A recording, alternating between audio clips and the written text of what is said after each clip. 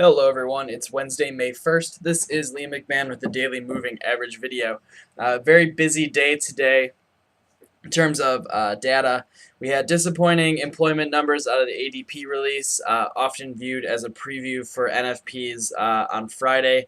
We also had a disappointing ISM number today, ISM PMI number today. The employment component of that was also down heavily from last month, again suggesting we may be in for another disappointing NFPs on Friday. And then finally, we had the FOMC rate statement that came out this afternoon. They kept rates unchanged, obviously. They always keep rates unchanged lately. But the statement was kind of bizarre. The Fed signaled that they were willing to cut rate purchases should the economy and the employment sector begin to improve, which we knew. They also suggested that they'd be willing to expand the scope of purchases should the situation warrant it. So I guess the Fed doesn't know what it's doing any more than anyone knows what the Fed is doing. The statement upon release was fairly dull, but equities did sell off fairly hard into the close, and the dollar rallied fairly well at the end of the day. So we're going to take a look at some setups, especially looking at some euro and yen crosses ahead of the Japanese monetary policy statement out later tonight and the ECB rate decision tomorrow. So please take a moment to pause the recording, read the risk disclaimer, which should now be on your screen, and then we'll get started.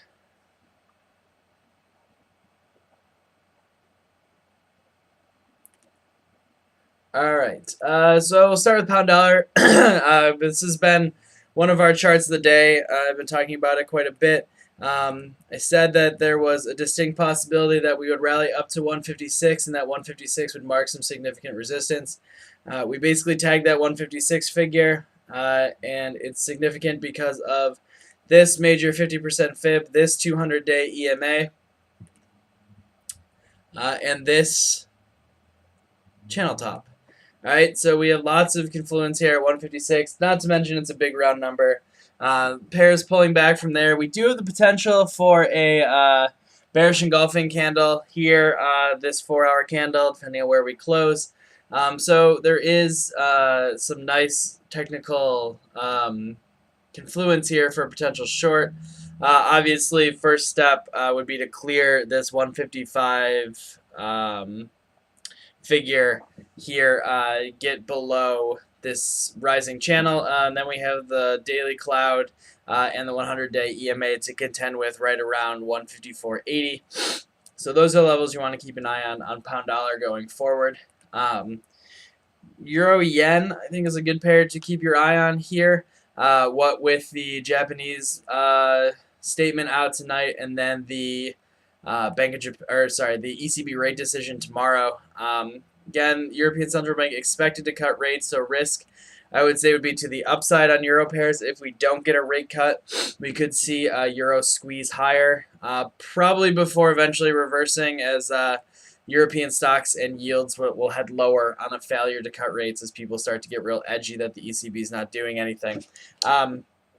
But another good reason to keep an eye on euro yen is it's really trading in a very neat consolidation pattern. Very clear sort of bull flag pennant type setup. So the weight of the market is clearly to the upside. The failure to make a new high, however, between these two peaks, which should be somewhat concerning for yen pair bulls, yen bears. But keep your eye basically on these trend lines. Look for a move here above 129.20 or a move below 127.18.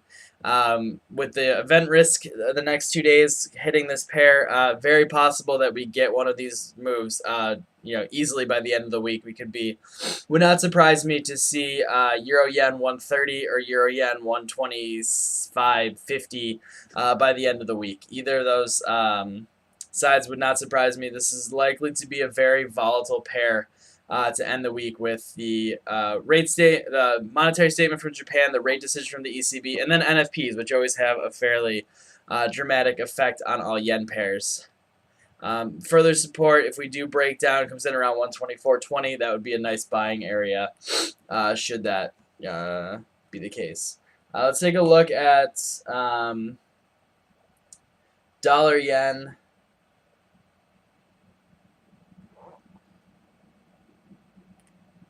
ahead of the Bank of Japan.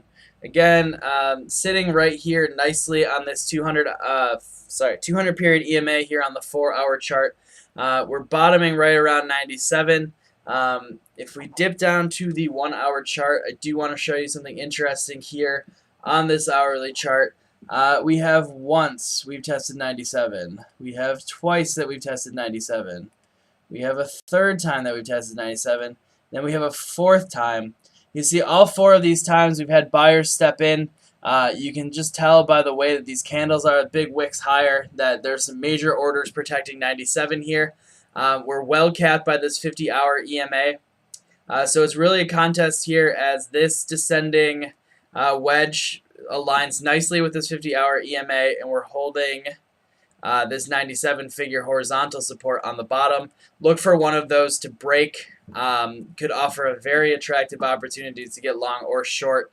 Considering the moving average configuration here on the hourly with the 200 trading above the 100, trading above the 50, weight seems to be all above current price. Weight seems to be to the downside, so look for some heavy stops below 97. Should we peak below there, we may trip a whole good deal of stops and really could drop 100 pips very quickly. That would not at all be surprising. The measured move of this triangle really is about 100 pips lower.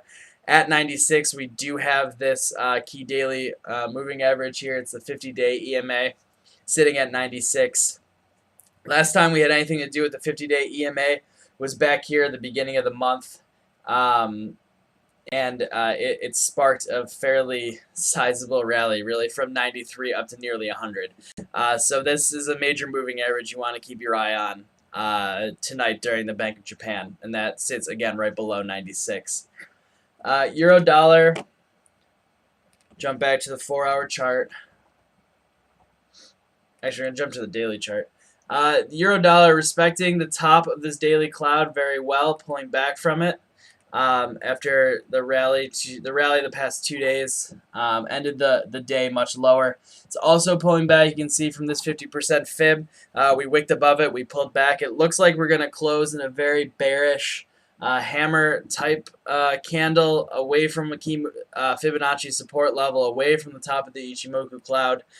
We do still have some very significant support on euro dollar. If you are looking for an opportunity to buy euro dollar after, let's say that we get a major sell-off after the ECB rate decision, the place to buy it is right here.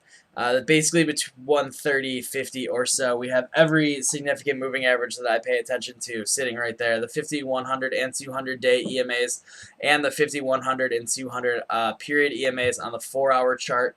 It is also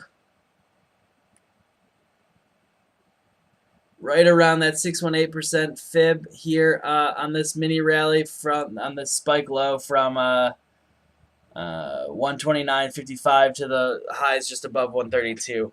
So there is some major support in that region. Basically 130.67 to 131 would be the area that you'd watch for potential opportunities to buy a euro sell-off tomorrow after the rate decision, if that's something that you're looking to do. Certainly, I can see a fairly clear fundamental argument for doing that. So that's a setup that you may want to keep an eye on going forward. The other pair I wanted to point out today was this significant sell-off in Aussie CAD. If we look at the daily chart of Aussie CAD, it's a major bearish candle. We broke below this 200-day EMA. You can see it held it for a day. We're going to close below it, well below it. Nice double top here on the daily chart. We broke the neckline. Could very well be the start of a move back down towards parity in the bottom of this recent range that we've been trading in. So Aussie CAD would be looking for selling opportunities on a retracement back towards 140.50 to 105. So those are the things that you should be keeping an eye on here for the rest of the week. Good luck. Remember, volatility likely to be very, very, very high for the next 2 days with significant event risk out of Japan, Europe, and the United States. Enjoy the rest of your week. If you have any questions, please head on over to globalfxclub.com and we'll be happy to talk to you there.